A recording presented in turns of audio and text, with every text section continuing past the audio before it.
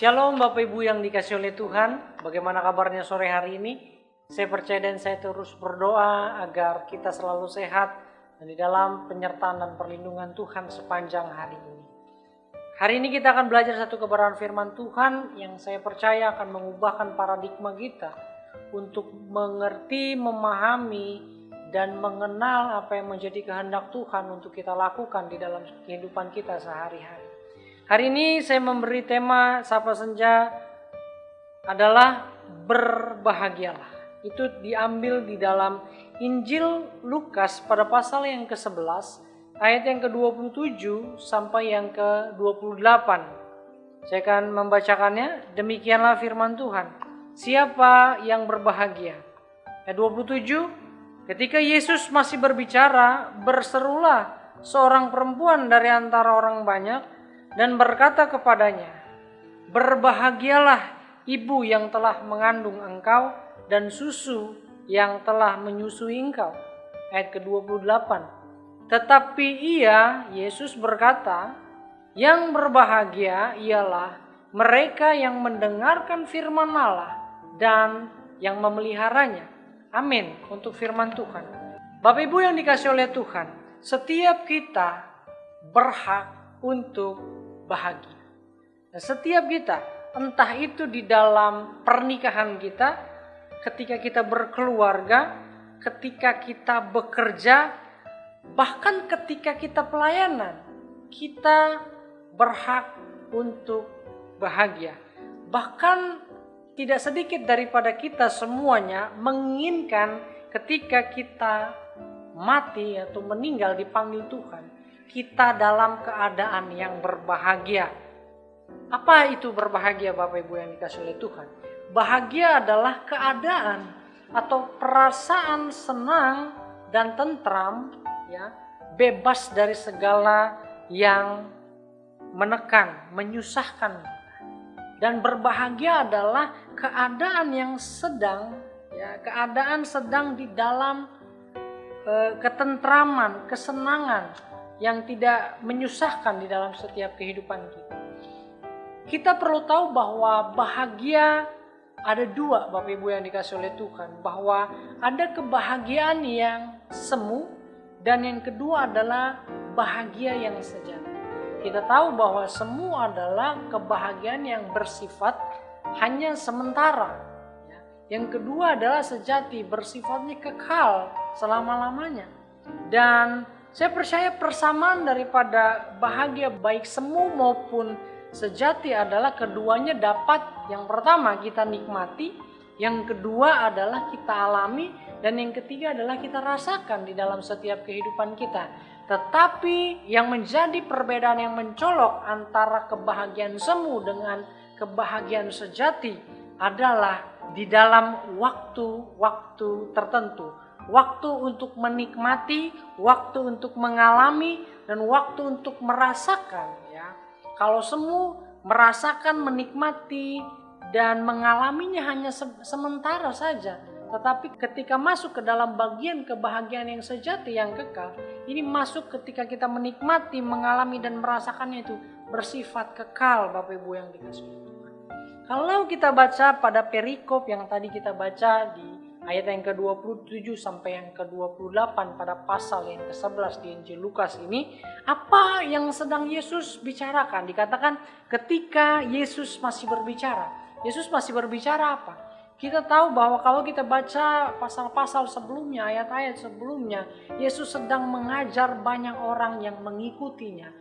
Mengajar melalui berbagai macam perumpamaan, mengajar kebenaran firman Tuhan, mengajarkan kerajaan Allah sudah dekat, mengajarkan bahwa semua orang patut untuk diselamatkan. Dan firman Tuhan yang Yesus ajarkan kepada mereka berbeda dari apa yang diajarkan oleh ahli-ahli Taurat dan orang-orang Farisi zaman itu.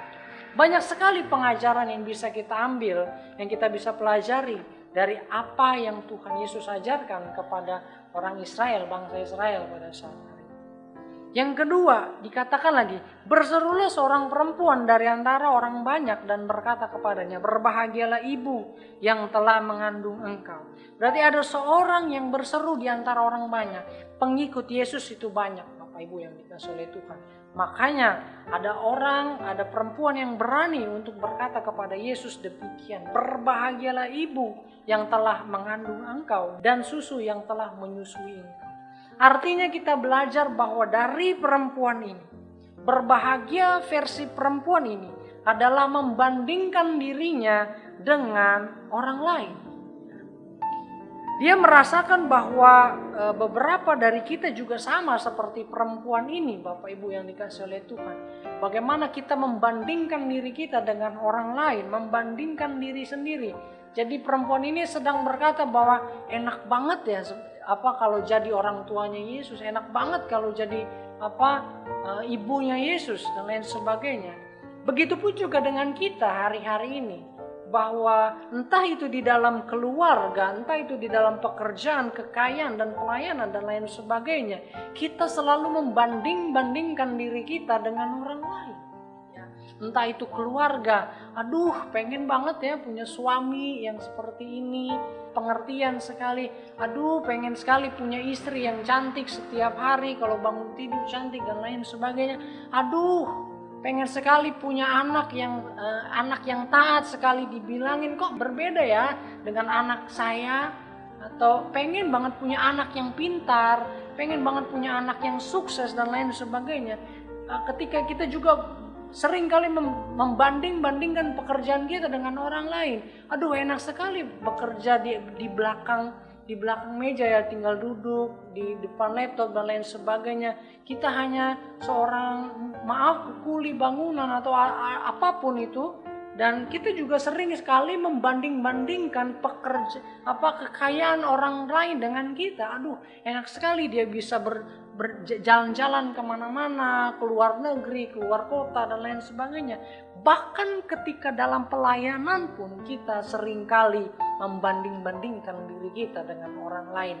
Seringkali dalam pelayanan kita cemburu, iri kepada orang-orang yang berada di atas mimbar, Bapak Ibu yang dikasihi oleh Tuhan. Tetapi kita tidak memandang kepada Tuhan yang memberikan kesempatan kita untuk melayani Dia. Dan pelayanan yang kita lakukan seharusnya menjadi penghormatan yang benar di hadapan Tuhan.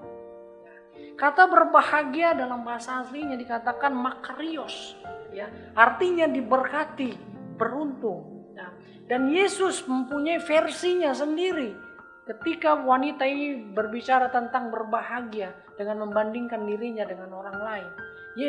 Versinya Yesus tentang berbahagia adalah ketika ayat yang ke-28 Yesus berkata, yang berbahagia ialah mereka yang mendengar firman Allah dan yang memeliharanya. Ada dua versinya Yesus. Yesus katakan yang pertama mendengarkan firman Allah, yang kedua melakukan kebenaran firman Allah. Kita tahu dalam surat Paulus Roma pada pasal yang ke-10 ayat 17 dikatakan jadi iman timbul dari pendengaran akan firman Kristus. Yang kedua adalah melakukan firman Allah.